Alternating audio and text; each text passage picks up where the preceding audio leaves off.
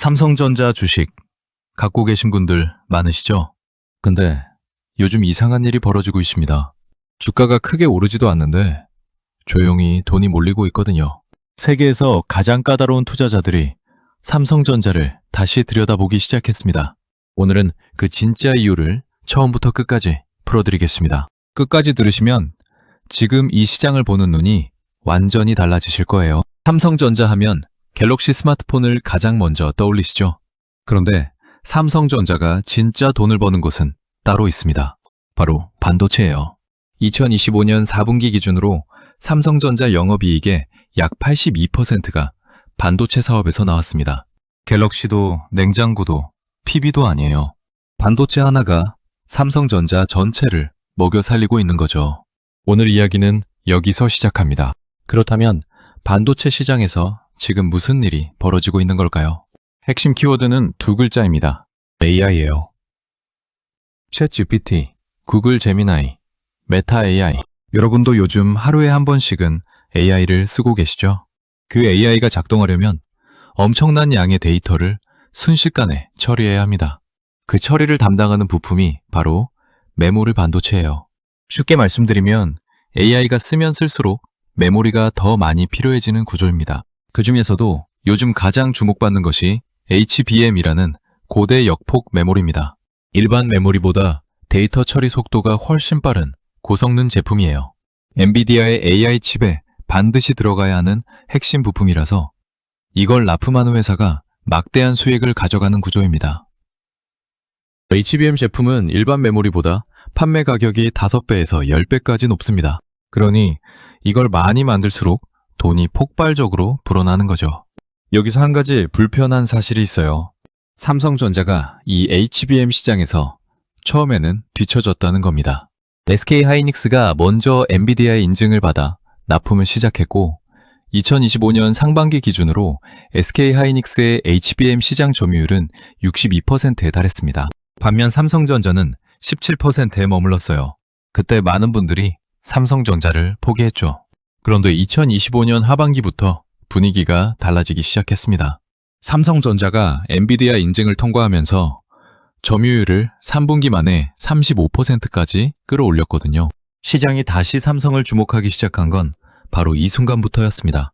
이제 많은 분들이 궁금해하시는 TSMC 이야기를 해볼게요. TSMC는 반도체를 직접 설계하지 않고 다른 회사가 설계한 반도체를 대신 만들어주는 회사입니다. 이걸 파운드리 사업이라고 해요. 엔비디아의 AI 칩, 애플의 아이폰 칩, 이것들을 실제로 찍어내는 공장이 바로 TSMC입니다. 이 TSMC가 얼마나 강한 회사냐면 2025년 기준 글로벌 파운드리 시장에서 점유율이 무려 70%입니다. 첨단 AI 칩 분야만 놓고 보면 점유율이 90%를 넘는다는 분석도 있어요. 2025년 매출은 약 175조 원이었고 영업이익률은 50%를 훌쩍 넘겼습니다. 그렇다면 삼성전자는 어떨까요? 삼성전자도 파운드리 사업을 하고 있는데요. 2025년 기준 점유율은 약 7% 수준이에요. 1대 10 정도의 차이가 나는 거죠. 게다가 삼성전자 파운드리는 오랫동안 적자를 내고 있었습니다. 2025년 2분기에는 손실이 3조 원에 육박했다는 추정도 나왔어요. 근데 여기서 주목해야 할 변화가 있습니다. 삼성전자가 2분기부터 2나노 공정 반도체를 본격 양산하기 시작했고 테슬라 AI 칩 납품 계약도 따냈거든요.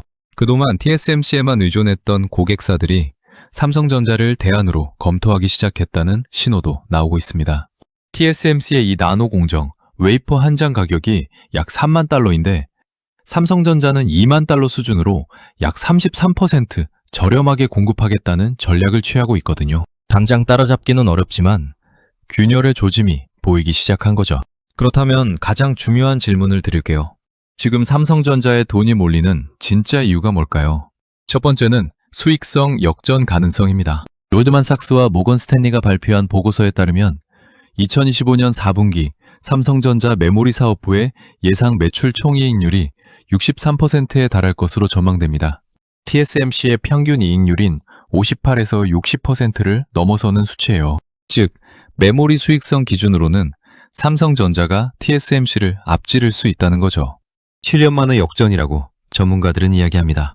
왜 이런 일이 가능해졌냐면 AI 시대가 열리면서 메모리가 단순한 부품에서 전략 자산으로 바뀌었기 때문입니다. 애플, 델, HP 같은 대형 고객사들이 2026년 물량을 미리 확보하기 위해 메모리 제조사에 먼저 선수금을 내고 장기 공급 계약을 요청하는 상황까지 벌어지고 있습니다. 예전에는 을이었던 메모리 회사가 이제는 갑이 된 거예요. 삼성전자 입장에서는 2024년에 약 15조 원이었던 반도체 부문 영업이익이 2025년에는 40조 원을 넘길 것이라는 전망도 나오고 있는 상황입니다. 두 번째는 주주 환원입니다. 삼성전자는 2025년부터 2026년까지 27조 원 이상의 주주 환원 계획을 세웠습니다. 대당과 자사주 소각을 합친 규모예요. 이 정도 규모면 투자자 입장에서는 무시하기 어려운 수준이죠. 여기서 잠깐 투자의 기본 원리 하나를 짚고 가겠습니다. 세상에 좋은 건 매우 희소합니다. 이 말이 오늘 이야기의 핵심이에요. 좋은 직장도 뻔하고 좋은 사람도 뻔하듯이 진짜 좋은 기업도 사실 뻔합니다. 문제는 그걸 적당한 가격에 살 수 있느냐 없느냐의 차이거든요. 주식시장에서 좋은 기업이란 뭘까요? 크게 두 가지 조건이 있습니다. 첫째, 많이 팔아야 합니다. 많이 팔려면 브랜드 충성도, 즉 경쟁자가 쉽게 치고 들어오지 못하는 진입 장벽이 있어야 해요. 세계적인 투자자 워런 버핏은 이걸 경제적 해자, 영어로 이코노믹 몰트라고 불렀습니다. 성처럼 보이지 않게 파놓은 도랑, 즉 경쟁자들이 들어오지 못하게 막는 방어막이라는 뜻이죠. 둘째, 그 좋은 기업이 지금 매력적인 가격에 있어야 합니다. 아무리 좋은 기업이라도 너무 비싸게 사면 수익이 나지 않습니다. 반대로 좋은 기업이 일시적인 이유로 주가가 많이 빠져 있을 때가 진짜 기회인 거죠. 삼성전자는 지금 이 두 가지 조건을 모두 갖추고 있다는 평가가 나오고 있습니다. 메모리 반도체에서 삼성전자를 대체할 수 있는 회사는 세계 두 곳밖에 없어요. SK 하이닉스와 마이크론이 전부입니다. 그리고 기업 가치를 평가하는 지표 기준으로 보면 삼성전자의 밸류는 역사적으로 매우 낮은 수준까지 내려와 있습니다. 이것이 바로 전문가들이 주목하는 이유입니다. 자, 이번에는 조금 더 넓게 바라봐야 합니다. 삼성전자 이야기를 제대로 이해하려면 지금 세계 경제가 어떻게 돌아가고 있는지를 알아야 하거든요. 오일 쇼크 이후 일본이 빠르게 성장할 수 있었던 배경은 제조업이었습니다. 공장을 갖고 있는 나라, 실제로 물건을 만들 수 있는 나라가 강해졌던 거예요. 지금 AI 시대도 비슷한 흐름이 나타나고 있습니다. AI를 만들고 운영하려면 반드시 반도체가 필요하고 반도체를 만들려면 반드시 공장이 필요합니다. 그 공장, 즉 생산 설비를 가진 기업들의 가치가 다시 주목받고 있는 거죠. 미국의 메타, 구글, 마이크로소프트, 아마존 같은 초대형 기술 기업들이 AI 인프라에 쏟아붓는 투자 규모가 매년 늘어나고 있습니다. 이 돈이 어디로 흘러가는지 생각해 보세요. 결국 반도체 회사로 갑니다. 엔비디아를 거쳐, TSMC를 거쳐, 그리고 메모리를 납품하는 삼성전자와 SK 하이닉스로 흘러가는 거예요. 그리고 한 가지 더 중요한 흐름이 있습니다. 세계 각국이 자국의 반도체 공장을 유치하려는 경쟁이 치열해지고 있습니다. 미국, 일본, 유럽이 모두 반도체 공장을 자국 땅에 세우려 하고 있어요. 이게 왜 중요하냐면 반도체를 직접 만들 수 있는 나라와 그렇지 않은 나라의 경제적 격차가 앞으로 훨씬 커질 수 있기 때문입니다. 한국은 이미 그 능력을 갖고 있는 나라 중 하나입니다. 그렇다면 삼성전자 투자 지금 해도 될까요? 이 질문에 솔직하게 답해드리겠습니다. 여러분이 기대하시는 것처럼 당장 주가가 크게 오를 것이라고 단정하기는 어렵습니다. 전문가들도 주가 상단을 강하게 열 수 있는 힘이 지금 당장 있느냐에 대해서는 여전히 의견이 나뉩니다. 이유가 있어요. 반도체 산업은 경기 사이클을 타는 산업입니다. 좋을 때는 폭발적으로 이익이 나고 나쁠 때는 크게 손실이 납니다. 역사를 보면 반도체 주가는 항상 먼저 꺾이고 나중에 실적이 꺾이는 패턴이 반복됐어요. 지금 실적이 좋아지는 속도 자체가 둔화될 수 있다는 우려도 있습니다. 또 하나, 기술 파괴적 혁신의 위험도 있습니다. 넷플릭스가 나오기 전까지 영화관은 잘 나가는 사업이었습니다. 디지털 카메라가 나오기 전까지 코닥 필름은 최고의 기업이었어요. 새로운 형태의 메모리가 갑자기 등장하면 지금의 강자가 위기를 맞을 수도 있다는 거죠. 이건 어떤 기업에도 있는 리스크예요. 그렇다면 어떻게 해야 할까요? 한 번에 몰아서 사는 것보다는 나눠서 담는 전략이 현실적입니다. 좋은 기업이 매력적인 가격에 왔을 때 한 번에 모든 걸 걸지 않고 나눠서 천천히 담아가는 거예요. 2024년에 주가가 5만 원대까지 빠졌을 때 많은 분들이 샀습니다. 그분들 중에 지금 웃고 계신 분들이 있는 이유가 바로 거기 있습니다. 오늘 이야기를 정리해 드리겠습니다. 삼성전자는 지금 크게 세 가지 이유로 다시 주목받고 있습니다.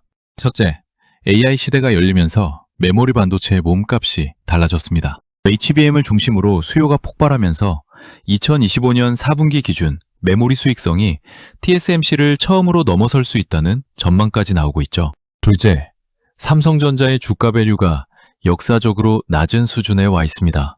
이 말은 곧 그만큼 시장의 나쁜 소식들이 이미 주가에 반영됐다는 의미이기도 합니다. 지금 주가에는 파운드리 적자, HBM 점유율 하락, 경기 불확실성이 이미 녹아 있다는 거죠. 셋째, 27조 원 규모의 주주 환원 계획이 있습니다. 배당과 자사주 소각을 통해 주주에게 돌아오는 몫이 늘어나는 구조입니다. 물론 파운드리 점유율은 여전히 TSMC와 격차가 큽니다. 이 나노 공정 안정화, 고객사 확보, 파운드리 흑자 전환 여부는 앞으로 삼성전자를 보시는데 꼭 체크하셔야 할 숙제들입니다. 여러분, 투자는 모두가 흥분해서 몰릴 때 사는 게 아닙니다. 조용하고 아무도 주목하지 않을 때, 진짜 좋은 기업이 매력적인 가격에 있을 때 미리 준비해 놓는 겁니다. 세상에 좋은 건 매우 희소합니다. 그 희소한 것을 알아볼 수 있는 눈을 가지시는 게 여러분이 해야 할 진짜 투자 공부입니다. 오늘 영상이 도움이 됐으면 좋겠습니다.